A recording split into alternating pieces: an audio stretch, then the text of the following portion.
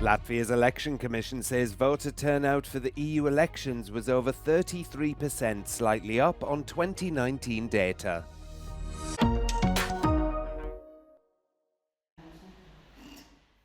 Latvia's Central Election Commission says final voter turnout for the EU elections was stable at 33.7%, slightly up on 2019 data.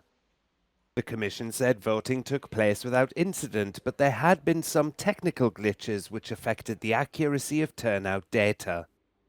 Candidates from 16 parties are in the running for Latvia's 9 parliamentary seats, and data in the run-up to voting day suggested the centre-right National Alliance Party was leading the polls. Campaign trails touched on everything from EU enlargement to the Green Agenda, but security was an across-the-board topic. Latvia shares a 200-kilometre border with Russia and last year reintroduced conscription following the invasion of Ukraine. A study at the time found that 60% of respondents thought conscription was crucial for Latvian defence.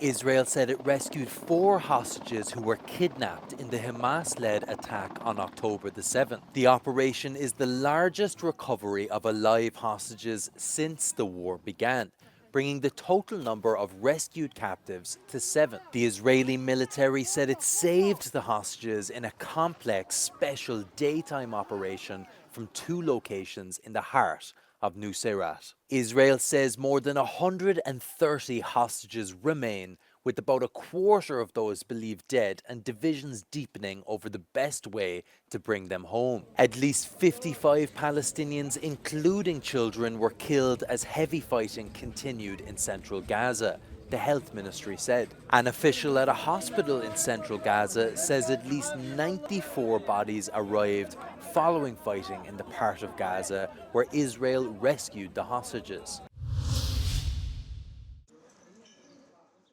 An engineer in Ukraine has adapted an ambulance and turned it into a mobile dental clinic. The 1992 vehicle has been transformed to include a dentist's chair, an X-ray machine and other medical devices. It's being transferred to a tactical medical center and will be staffed by 2 dentists. After testing on training grounds, it will be sent into the field to perform dental procedures on Ukrainian troops fighting against Russia.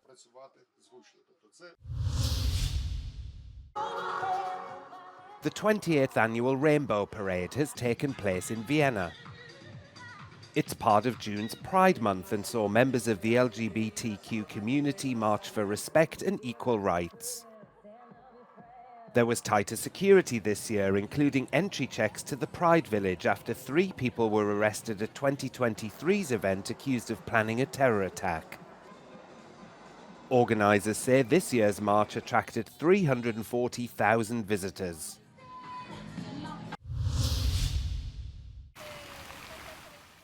Parts of Romania, including the capital Bucharest, are subject to an orange heatwave warning.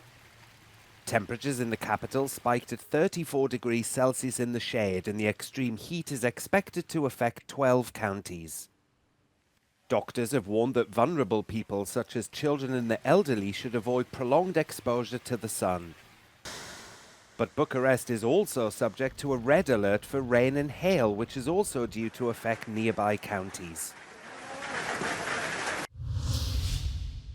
Together, the collective age of the bride and groom was nearly 200. But World War II veteran Harold Terrans and his sweetheart Jeanne Swerlin proved that love is eternal as they tied the knot Saturday inland of the D-Day beaches in Normandy, France. Their respective ages, he's 100 and she's a youngster of just 96, made their nuptials an almost double-century celebration. Terrance called it the best day of my life. They've been invited to a state dinner with President Emmanuel Macron and US President Joe Biden.